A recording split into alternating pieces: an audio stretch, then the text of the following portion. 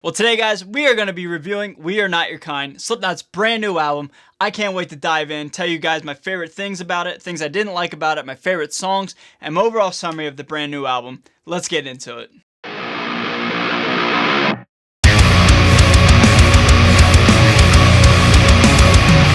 So what is going on, everybody? Thank you so much for joining me for today's video. Yes, I'm back. For those of you who may not know where I was this past week, I was down at the STL Tones headquarters down in Nashville, Tennessee, working for the company. Hi, Sunny. Hi, Emma. Hope you guys are doing well. Thank you so much for the opportunity. But yeah, guys, a lot of things to discuss with my trip, but that is for an entirely different video. That'll be coming very, very soon.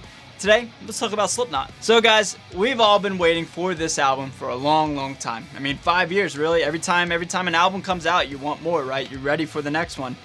And we've been gearing up for this one for a long time, and I like it. I like it a lot. Let's talk about it. So starting right off, man, this album is a very unique Slipknot record. Now, the main marketing scheme, or the one line that Corey Taylor said that everybody really was hanging on to, is that it has Iowa levels of heavy, and it has a bit of Volume 3 elements. And I agree with half of that.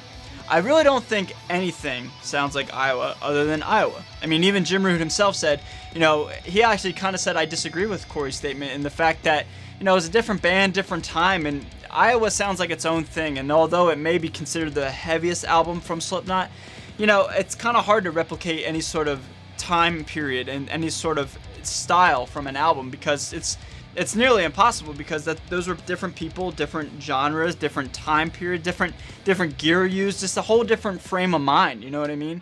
And so I really don't think this album has the Iowa levels of heavy that was said by Corey or whomever really, coined that phrase, but it is heavy nonetheless. But I do in fact agree with the fact that it has Volume 3 elements.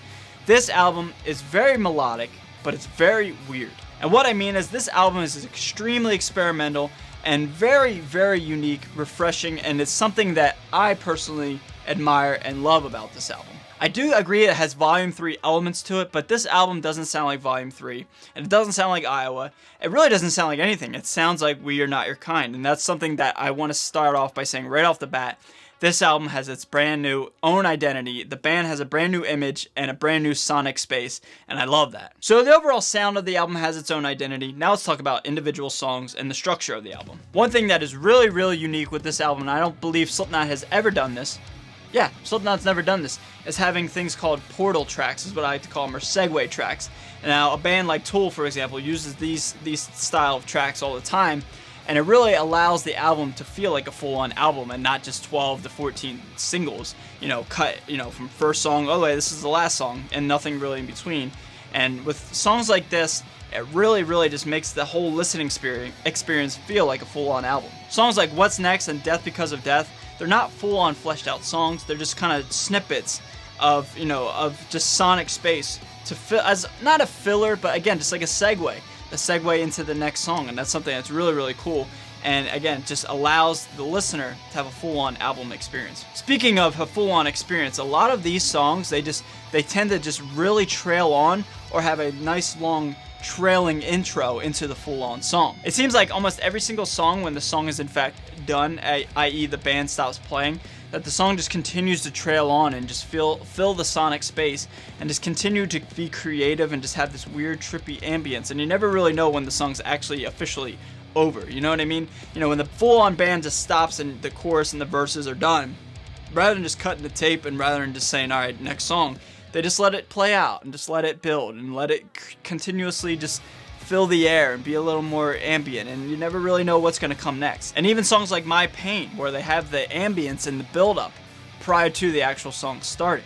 And I feel like, My Pain, the actual song, doesn't start until about a minute in, but that whole minute build-up is just eerie ambience just filling the air, and it's really, really cool, man. It's not just like 1, 2, 3, go, chugga, dugga, dugga, dugga. You know what I mean? It's like, it's building, it's letting it take its time, it's letting the listener get set up for the actual song, and then when the song's over, it lets the listener kind of decompress and just kind of slowly fall out of the song. Really weird, really cool. I think the best band to describe this technique is in fact Tool. There's a couple songs on this album that really aren't my personal favorite. Again, I'm just one person. This is my humble opinion.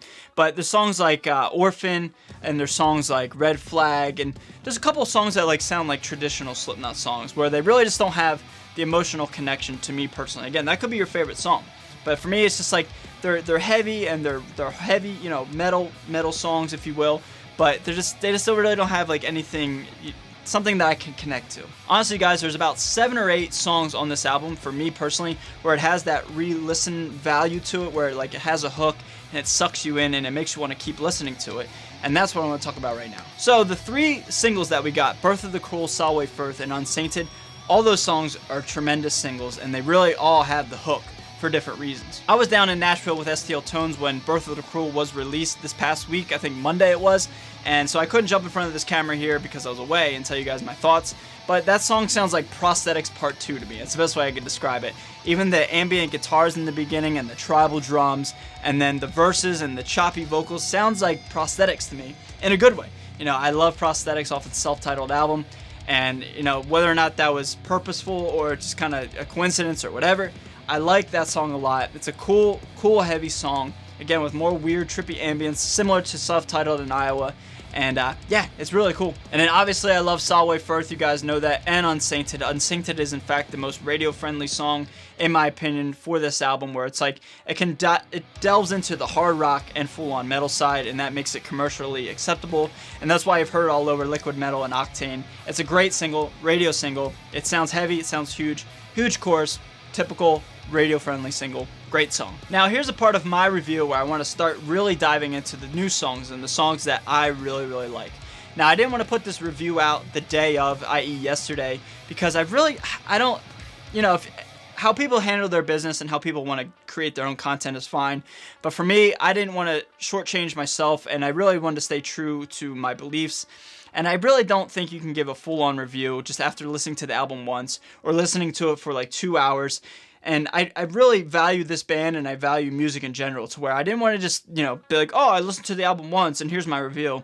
You know, I was on a plane ride for about 2 to 3 hours yesterday, and then I was, you know, at the airport at my gate for an additional 2.5 hours. So the whole time I was just listening to this album on repeat, so I could get in front of this camera right now and give you guys my honest opinion about the album. And so now, let's talk about some of my favorite songs. There's 5 songs on this album that really stand out to me, apart from the singles, the 3 singles that we got. So yeah, that's 8 songs. I love 8 songs on this album. The first song I want to talk about, Liar's Funeral. Now, I don't know, this is about Chris Fane. I've seen a lot of this online. You know, the liar, the band with the big nose, and the lyrics could be that, but I really don't think it's about Chris. I think it was written prior to, and it could be delving into something a little more personal, Corey's life. That's just my opinion, but the song is really has a lot of scary, you know, eerie, again, I'm using these words all the time, acoustic guitars followed by some really guttural, really painful lyrics from Corey and vocals. And, man, it hits home, man. It's really unique song. It's a very, like, just eerie, ambient song. It's the best way I could describe it. But yeah, I like Liar's Funeral a lot. But there's 4 tracks. I said 5. Liar's Funeral is the exception, but there's 4 tracks that I really absolutely love, and they might surprise you. Verse 1, Not Long for This World. Huge chorus, huge guttural vocals, but there's a lot of cool breakdowns in the middle of this song, and that's what really got me interested and hooked on this song. Slipknot really doesn't do too many breakdowns. I mean, Psychosocial off the top of my head, and Scissors at the end of Scissors, really there's a breakdown, but apart from that, breakdowns and, you know, staccato riffs aren't really Slipknot's forte. No pun intended. But yeah, I just really like it, man. I really like Not Long for This World a lot. Alright, next one, My Pain. Now, My Pain, I could see a lot of maggots, a lot of Slipknot fans not liking this song. I love this song, man. It sounds like Teenager to me from Deftones. You guys remember that song off of White Pony? That's what I got out of this song. It doesn't have to be in-your-face metal all the time. It's something new, something unique, and Slipknot really has never done soft songs, and when they have in the past, I love them. Like Circle, off the top of my head. I love that song, and I think My Pain has that similar vibe to it, where it doesn't have to be in-your-face metal all the time for it to be heavy and for it to be something that you can be attached to and something you can grow to love. I love My Pain, and I think I'll be listening to that song for years to come. Okay, now we're in the top 2 favorite songs from this album. and I can't wait to talk about these songs, man. First one, Spiders. This is undoubtedly the standout track from this album. Sounds nothing like Slipknot has ever done, in my personal opinion.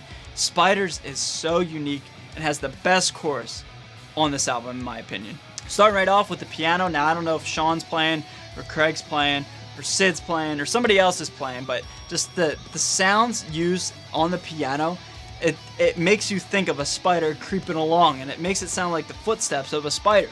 And that's really, really cool. And I've seen a lot of people on the internet saying, yeah, man, it sounds like a spider. A lot of people saying it sounds like Halloween, the Halloween theme song. I don't get that at all. Maybe because I'm a Halloween elitist and I'm like so passionate about that franchise. But it definitely has like a scary sort of like horror movie theme to it. And yeah, it really fits the name of the title of the song. But there's two things more I want to talk about. The chorus again. The spiders coming side by side, two by two and night by night. So good, man. Such a huge hook. It sticks in your head, man. I love it. I love it. It has that re-listen value like I was talking about earlier in this video. It just, man, there's such a hook to it. But the last thing I want to talk about is the guitar solo. And I do in fact believe this is where Mick Thompson was using his Jackson Solos with his P90s through a fuzz pedal and through a Fender Clean amp. I mean, it has to be, right? It has to be. I don't know where else that would fit on the album. I was looking for that specifically, and I think that's where Mick Thompson was using that setup and that rig for this album. Now, my favorite song on the album, I think it's universally accepted across the board by Slipknot fans. Everybody that I've seen talking about this song in particular is saying it's hands down the best song on the album. You know what it is if I have not mentioned it yet. Nero Forte. Oh my God, is this song amazing. Amazing song, man. Just brutal, in your face, with the sickest chorus I've ever heard Slipknot. It's just this high-pitched, poppy, melodic vocal with this incredible fast staccato guttural vocals from Corey back to back. I have no idea what he's saying when he's doing it. I've still yet to like figure out the lyrics myself. But man, that chorus is amazing. I'm like ghosts upside down. I don't know what he's saying. I don't know. But man, that is so sick. That is such a hook and such an amazing chorus. And then you got a nice little snare, bridge, breakdown, solo type thing. And then more chants from the background vocals and just, oh man. It sounds like something Slipknot has never done before, but it sounds like Slipknot all the same, if that makes any sense at all. I really see this song being up for Best Heavy Metal Performance of the Year for the Grammys, even though the Grammys really aren't like a credible thing. It's kind of it's kind of hypocritical. But nonetheless, I really think everybody across the board thinks that this song is the best song on the album. Some people like Unsainted, some people like Solway Firth and Birth of the Cruel. But I really, overwhelming majority, from my own two eyes, have seen Nero Forte being the most popular song on the album. My favorite song. It's heavy, melodic, crazy, in your face, unique, refreshing. Whew! My favorite song. So guys, all in all, if I was to give this album a rating, an overall summary, to wrap it all up in a bow for you guys, I would give it an 8.5 out of 10.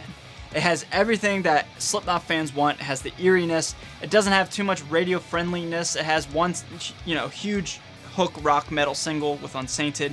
And apart from that, there's really not too much like, verse, chorus, bridge, chorus, outro type of structure.